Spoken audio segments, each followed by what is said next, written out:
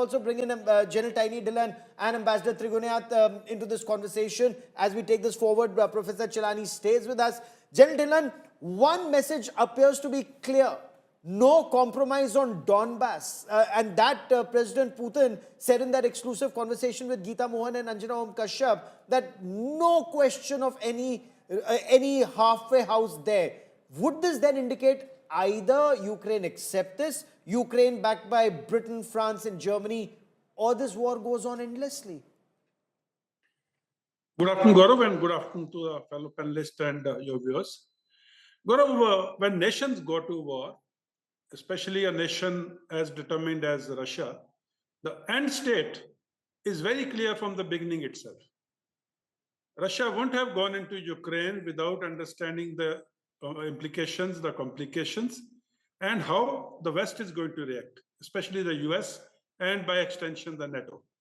So they had wargamed their options and their contingencies very, very clearly. And if they are into a war for almost 3 years now, that only means, more than 3 years rather, that only means that, they had very clearly worked out the pros and cons.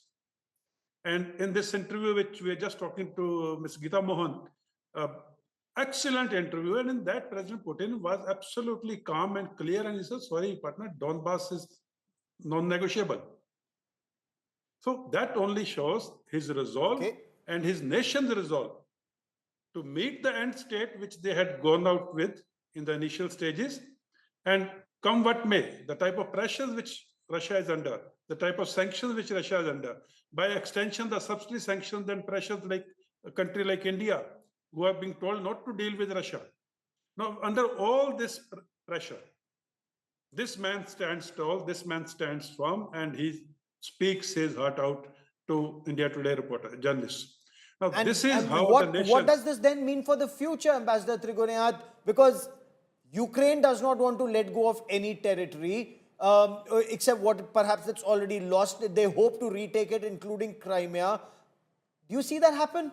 Do you see England, France, and then Germany continue to fund this war? Because indications are America's tired. President Trump doesn't want to do it anymore. Well, I think that the writing on the wall is very clear. As far as President Putin is concerned,